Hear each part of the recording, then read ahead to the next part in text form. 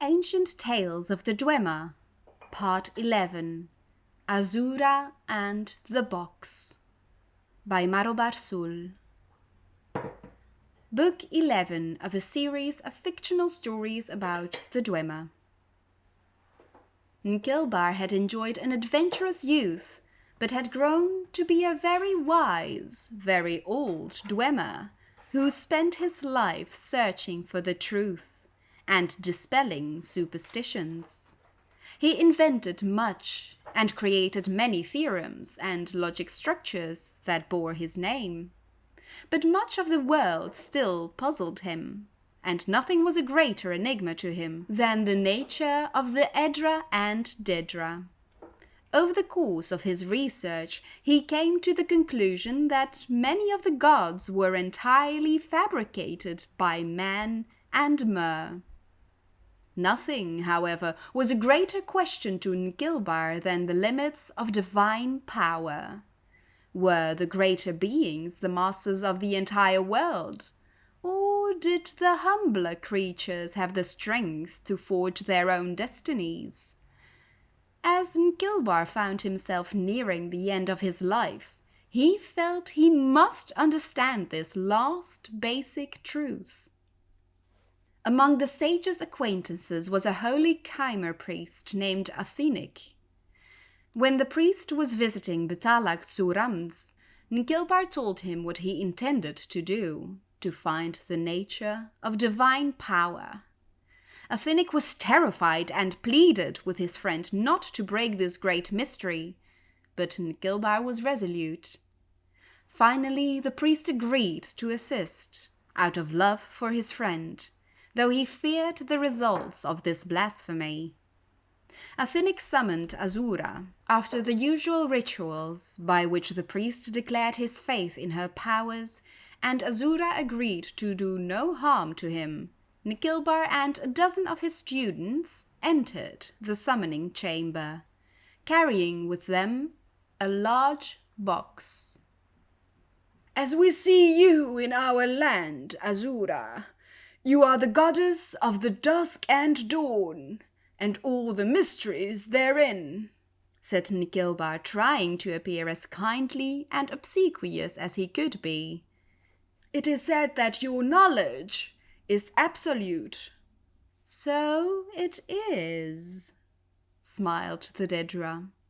"You would know, for example, what is in this wooden box," said Nkilbar. Azura turned to Athenic, her brow furrowed. The priest was quick to explain.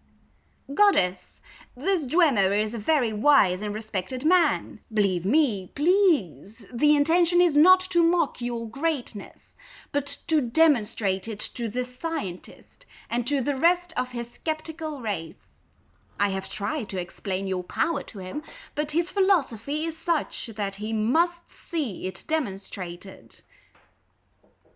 If I am to demonstrate my might in a way to bring the Dwemer race to understanding, it might have been a more impressive feat you would have me do," growled Azura, and turned to look Nkilbar in the eyes. "There is a red-petaled flower in the box." Nkilbar did not smile or frown. He simply opened the box and revealed to all that it was empty. When the students turned to look to Azura, she was gone. Only Athenic had seen the goddess's expression before she vanished, and he could not speak, he was trembling so.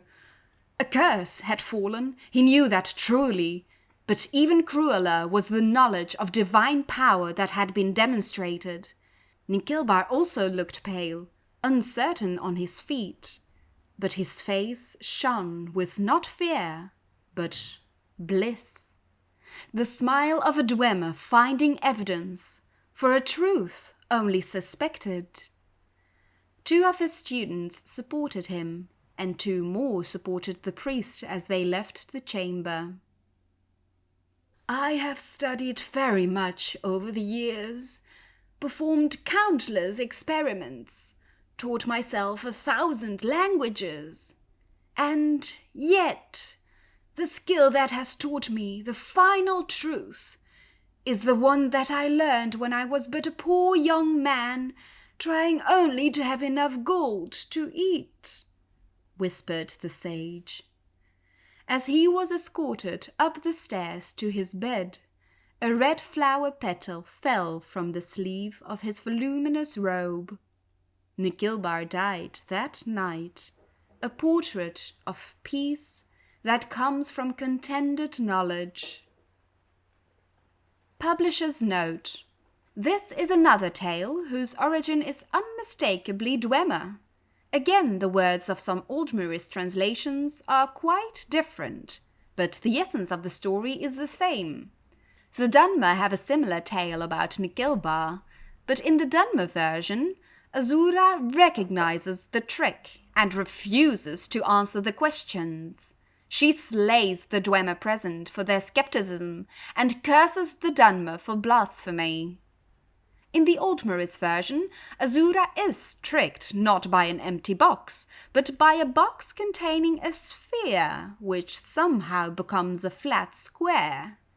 Of course, the Aldmerish version, being a few steps closer to the original Dwemer, are much more difficult to understand. Perhaps this stage magic explanation was added by Gor Felim because of Felim's own experience with such tricks in his plays when a mage was not available.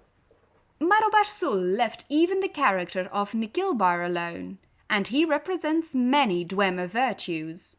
His skepticism, while not nearly as absolute as in the Aldmerish version, is celebrated even though it brings a curse upon the Dwemer and the unnamed house of the poor priest. Whatever the true nature of the gods and how right or wrong the Dwemer were about them, this tale might explain why the dwarves vanished from the face of Tamriel. Though Nikilbar and his kind may not have intended to mock the Edra and Daedra, their skepticism certainly offended the divine orders.